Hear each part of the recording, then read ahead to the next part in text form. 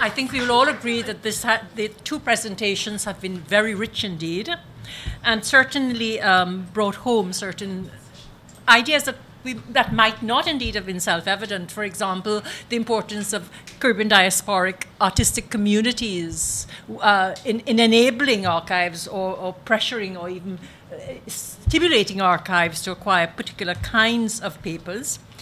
The question of global citizenship when writers live in different parts of the world and how that affects the politics, indeed, of acquiring any particular archive. And, of course, we had a very interesting presentation which raised a series of questions about thinking beyond the book itself and the ways in which publishers' archives might be used and might generate information that is of use to the scholar. I think we have we've actually gone beyond our time, but we can entertain, I think, about 4 questions. Okay. So please address your questions to Gail and to Alice. Hello. Thank you for a wonderful panel. It's just such a treat to be here and to hear the kind of work that's going on with Walcott Studies. My question is for Gail. I almost fell off my chair the other day when you mentioned that unpublished novel. So I'm just wondering if you could give us a fuller context for in which you found the reference to Passage to Paradise. The reference to the novel which is called Passage to Paradise, which was sent to Swansea in 1952. It's part of this. You'll actually see it in the Swansea collection, which is either at Birmingham or here. The photocopies are here. And I think Swansea actually then also charts who he sent it to. But he also seems to have some reservations about it. But he says that he will send it on anyway, and he does send it on. I think I've seen a reference in the Cape collection to why they might not want to publish that. But that's my only sense of that, and I've never ever seen the manuscript before. But I obviously don't work with literary manuscripts as much as I work with publishing manuscripts. Publishing archives. So I don't know if that manuscript actually exists here. I know Peter Killenny actually talks about it in a little footnote in his new book, Commonwealth of Letters, in which that PMLA kind of issue little article that appears in PMLA actually appears is collected as part of his new book, and there might be something newer there. But I've only got Peter's new book kind of 2 days ago, and I haven't read it. I mean, it's also interesting to think that actually that Walcott would feel that he would need to have written a novel somehow, because of course novels. I mean, I was having this conversation with Andrew Nash about possibly speculating about why he would write a novel. And it might be, of course, a novel does actually have much more financial return. It gives you much greater financial return if it is successful in a way that poetry will never do. But can anyone else I'm not a Walcott scholar myself, so I'd be really happy to hear from anyone else on this lost novel or unpublished novel.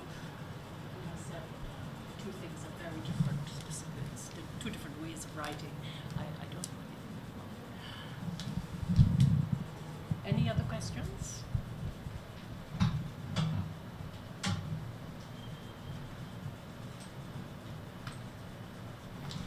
It was particularly interesting to hear about the kinds of politics involved in acquiring particular archives. We're in competition with each other here, in terms of the Walcott. Are there any questions? Yes?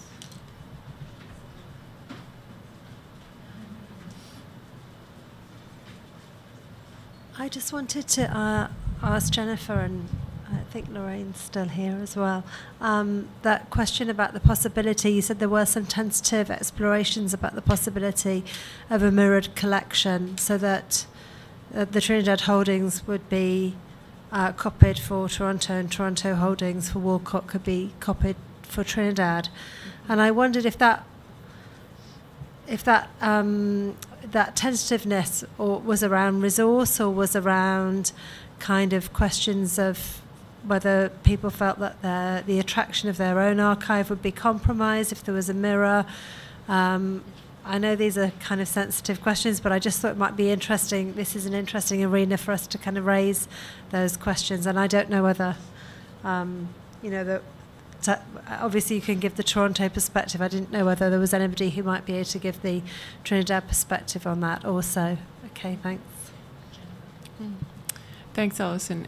I think the biggest issue with that would be resources, staffing and funding, and hosting, depending what decisions were made regarding digitization. We'd certainly be willing, in a sense, but it's usually resources that hold these things up. And I think Derek Walcott himself has always been very positive and supportive of nearly any use of his archives and his work. He's really pleased to be studied and disseminated. He's not a private person like some authors, and he's not concerned about restrictions or generally about copyright, I mean, within reason. So that's my impression. I don't know if anybody from St. Augustine, the library in St. Augustine is here. Yeah, because I do know from my own use of the two archives that there are quite different policies in place in terms of photocopying. Yes? Yes. Earlier, Clark, you did mention that Kathleen Helenice Paul, who is no longer there with us, she has retired. She started that initiative to discuss the possibility of bringing the archives together virtually. And I know at one point some attempts at grantsmanship, at writing for grants to support that, also played out, and we never got anything out of it. But that doesn't mean that we can't discuss this in the future. So there is still scope for it, and it's something that we can revisit. Absolutely. And we might consider something like the Internet Archive, who happen to be based in Toronto in the main library. They're sort of experimenting with digitizing some archives now. They're moving on from books. So there's some possibilities there. They're not expensive. It might be possible to consider something with them. But you would consider in some ways that whole project to be enhancing the archive rather than, as Alice said, compromising it. Yes, in this case, for sure, certainly, because we'd have the support of the creator.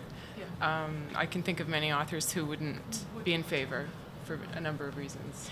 I just wanted to ask a question of the two librarians from my own experience. It seems to me that the permissions that are needed to use the archival material at Toronto are different from the permissions needed to use the archival material at St. Augustine.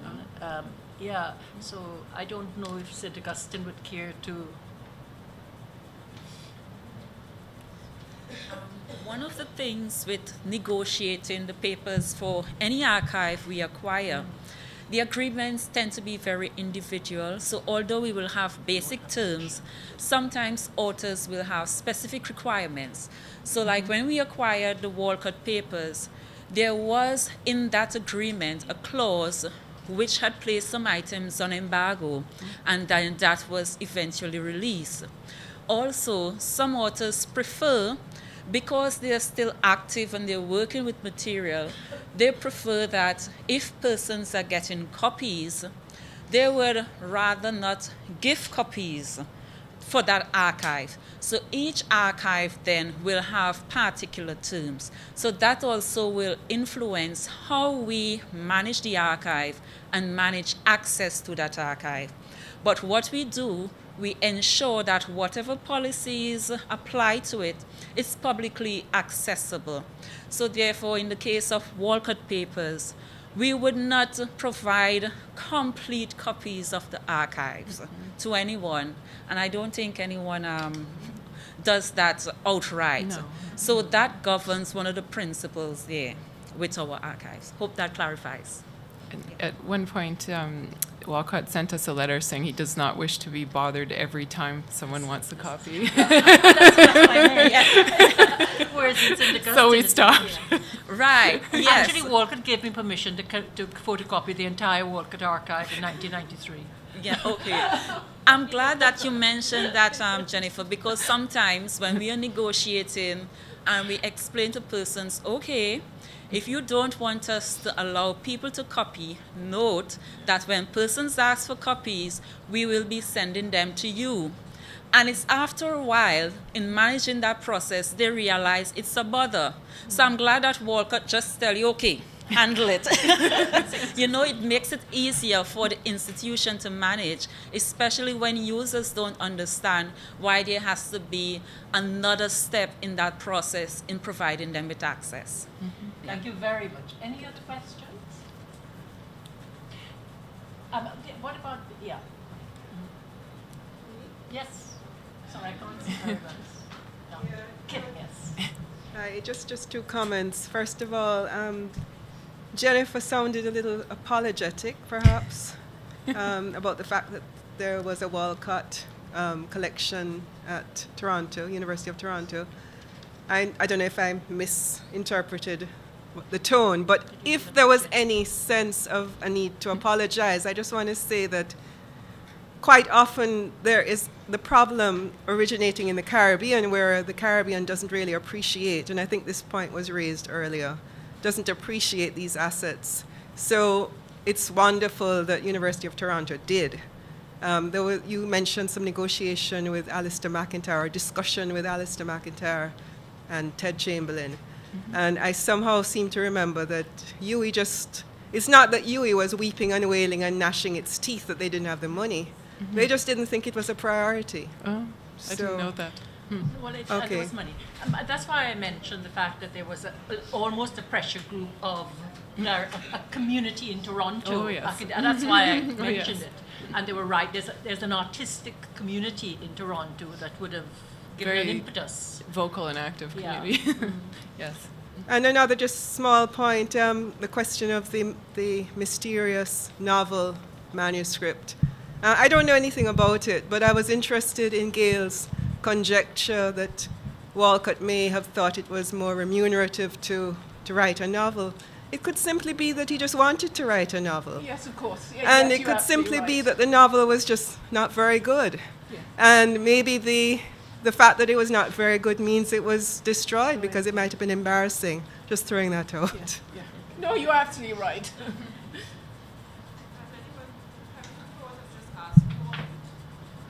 Okay, we can have one final question, and then we have to have coffee and return almost immediately. Yes? So I just wanted to know if you have thought of asking Walcott about that document. I'll ask him. We'll ask him. Okay, thank you very much, and thank you both, Jennifer and for extremely interesting presentations. Thank you.